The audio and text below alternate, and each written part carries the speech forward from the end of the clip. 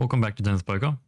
In this tutorial series, we'll be looking at small blind versus big blind single raise pots. First up, we'll cover the pre-flop strategy for both players for the single raise pots and have a look at how the pre-flop ranges interact with each other. And then we'll quickly look into some connected high boards and how they play out. So we'll just have a quick overview of the small blind versus big blind pre-flop strategy. Here we've got the small blind strategy in the Zenith Poker dynamic viewer. So this is a near GTO strategy computed on a large server. And you can see that there's a variety of different open sizes being used as well as open limping. Overall, the small blind opens a little more than 50% of hands and opens as a limp a lot of the time. The small blind limp strategy enables the small blind to enter the pot with a wide variety of hands. And when the small blind does open raise, they open raise with a range that's more polar than if the small blind was playing raise or fold. And as a result of this polar opening strategy, polar open raising strategy, the big blind can't 3-bet quite as often, and they are forced to call with more hands in order to defend against that open. Say, for example, the small blind opens 100% of the pot or opens to 3 big blinds. This is the corresponding big blind defense strategy. So the big blind is going to be 3-betting at roughly 17% of the time and calling a little over 40% of the time against this 3 big blind open. So this is going to be the two ranges that we're looking at. The first one being the small blind open to 3 big blinds and the big blind calling that open.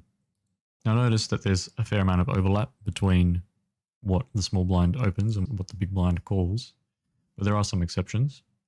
So here the small blind is opening a lot of the offsuit aces and a lot of the suited aces, kings, queens, and at higher density opens some of these weaker sort of suited hands compared to the middling suited hands which more often limp.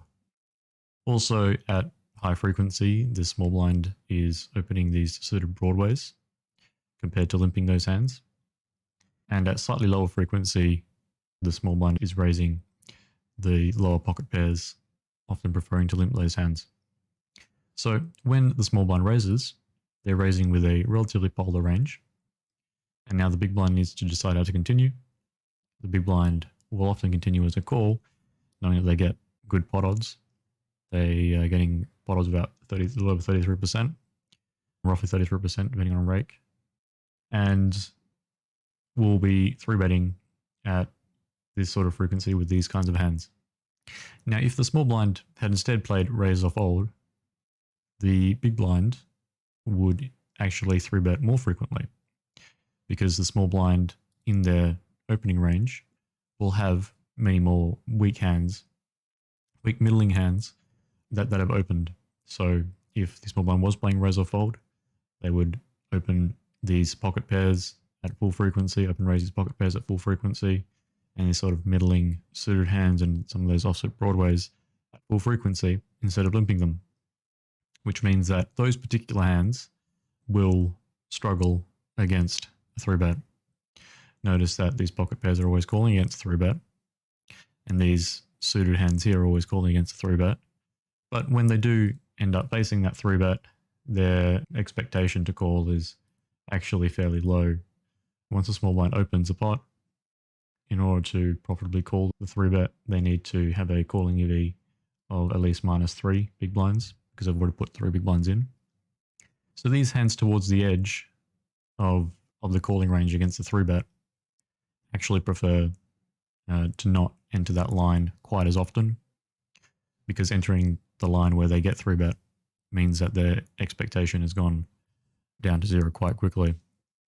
And as a result, of the raise or fold strategy out of the small blind, the big blind would actually 3-bet a little bit more with a slightly more polar range as well.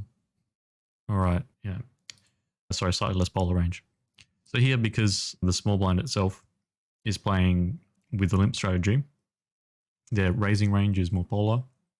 And so in response, the big blind 3-bet strategy has to be more polar. One of the adjustments that you can make against players that play raise or fold out of the small blind is to use a bigger 3-bet size. Using a bigger 3-bet size will put more of those middling hands, say the example, these low pocket pairs, suited 9, suited 8s, into a tough spot, facing that larger 3-bet. And of course, the opponents won't quite have as many strong hands to 4-bet you as well. That's a quick discussion of the pre-flop strategy for this spot. We'll move now and focus a little bit on some of the post-flop lines. One of the most telling sort of post-flop types, the most telling types of flops to look at are the connected high boards. The reason why these connected high boards are interesting to look at is because of the preflop ranges. The preflop ranges for the small blind are fairly dense in the suited Broadway hands here, but for the big blind is missing these suited Broadway hands, a lot of them, and ace queen offsuit and ace king offsuit in the calling range. And as a result, on connected high boards where Broadway has flopped, it's possible to flop a Broadway straight. The big blind will have quite a bit of difficulty making 2 pairs and straights on some of those boards. And as a result, the small blind will have quite a range advantage. In addition, the small blind will have made a fair amount of 1-pair hands, because if we look back at the small blind's opening range, they're opening a lot of the aces and then some of the suited kings and suited queens, suited jacks, etc. So they'll fairly often make 1 pair. While in contrast, the big blind's calling range calls a lot of these offsuit connectors, these suited connectors down here on a connected high board will have missed.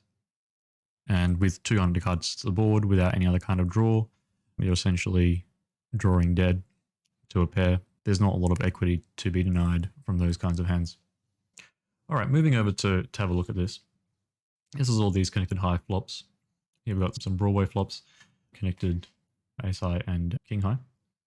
The only non-Broadway flop that we've got that was missing is some of the queen high ones, which come in the connected mid section. But these connected ace high and king high boards, interesting to look at nevertheless. Here, if we look at the overall equity, this is equity for player 1. Player 1 is a small blind. The equity for player 1, quite good overall. So average of 57.94, 58% roughly, ranging from sort of 59% down to 47%. Pretty good in terms of overall range equity, and so there's quite a range advantage. Looking at the EVs, the starting pot size is going to be 6 big blinds, minus a little bit of rake, and as a result, the small blind's overall range EV on average is at 3.3, which is a little more than half the pot, which is pretty nice for the small blind to have flopped this board. Now, the interesting thing to look at is this checking frequency.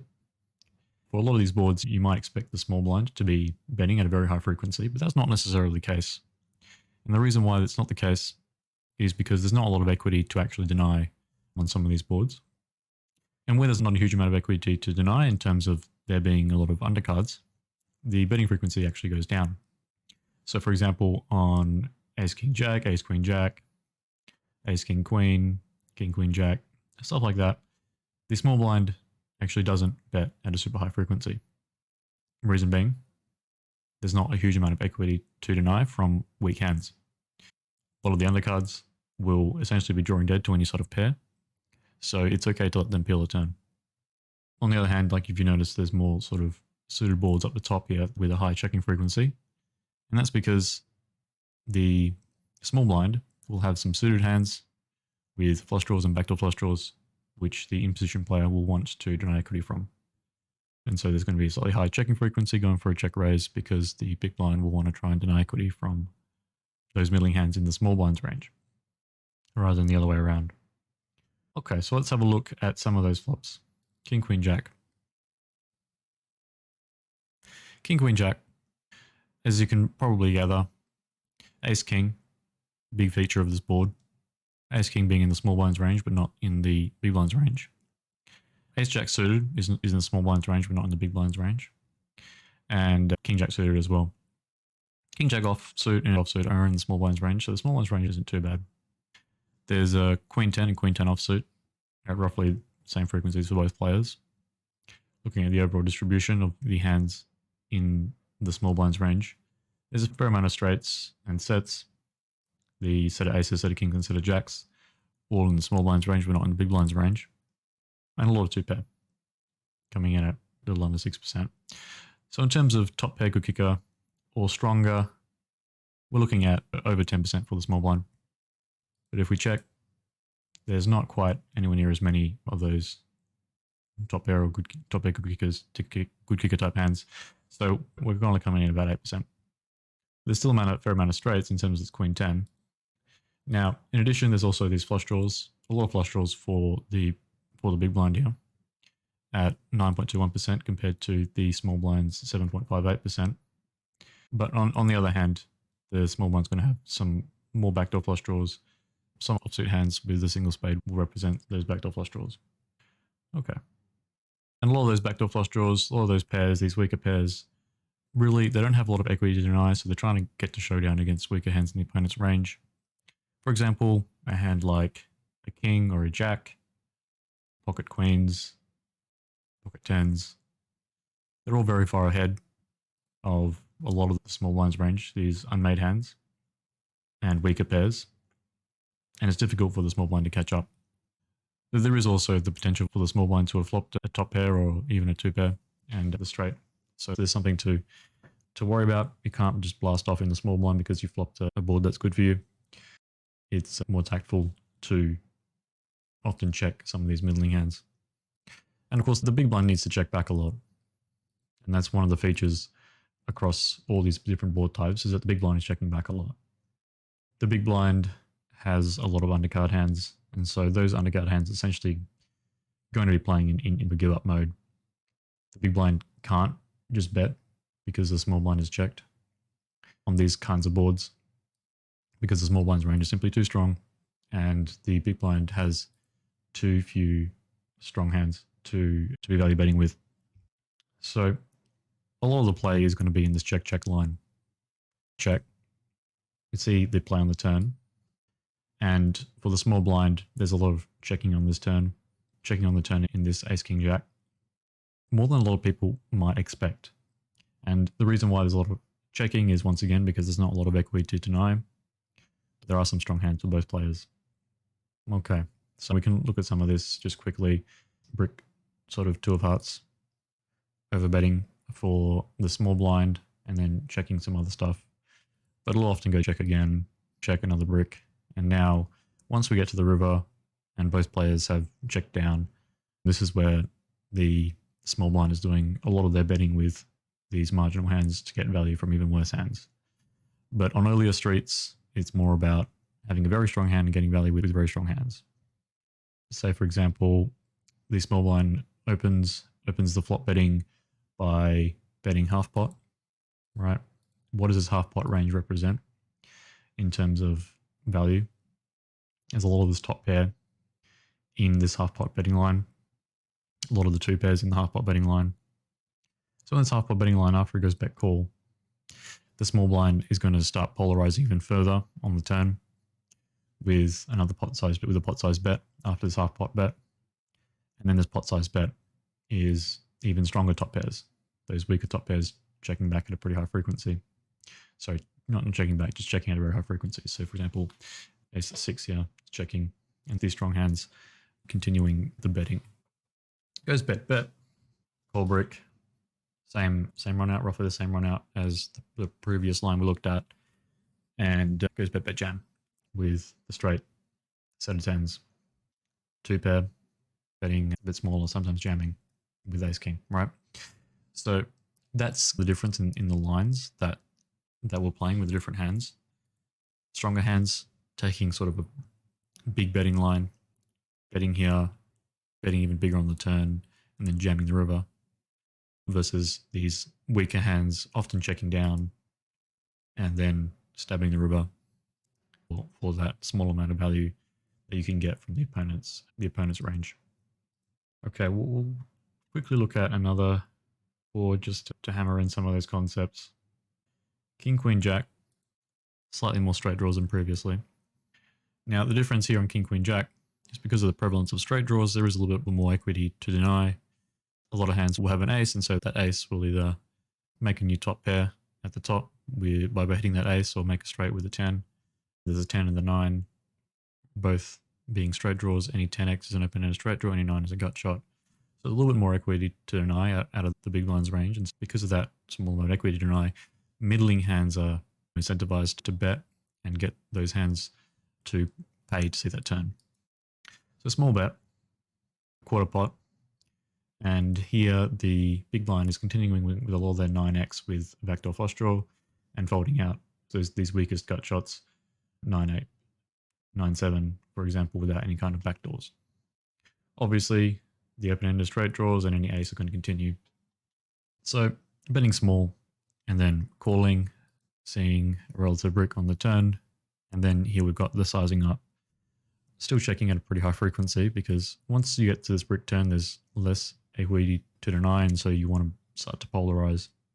Say, for example, a half pot bet, and then we get another brick, and then there's some big betting on the river, according roughly to the relative hand strengths.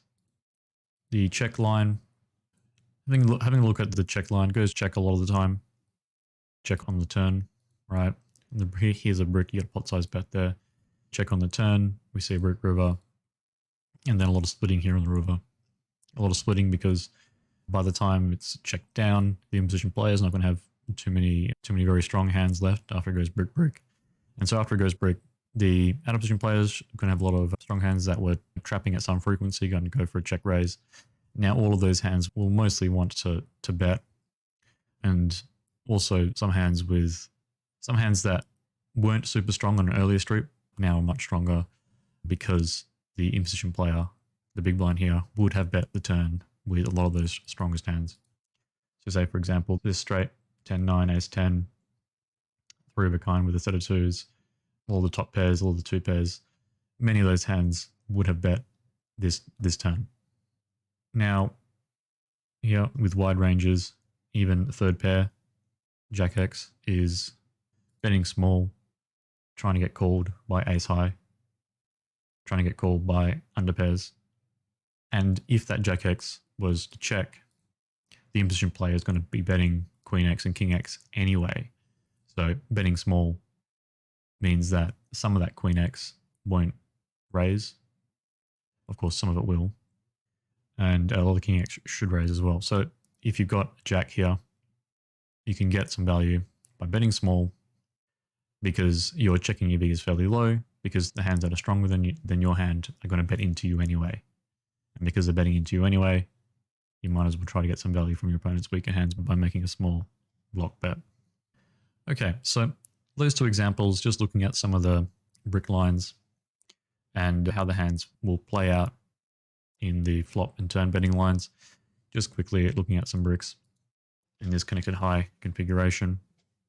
And hopefully that sort of demonstrates the differences in the pre-flop ranges and how the pre-flop ranges hit this board and hit most boards.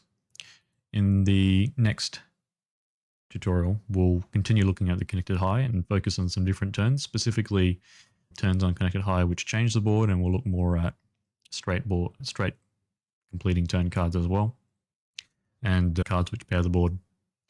And so we'll focus a little bit more on that in the next video. And then after that, we'll move on to connected mid and then connected low. So thanks for watching this video, guys. I'll see you all in the next one. Bye now.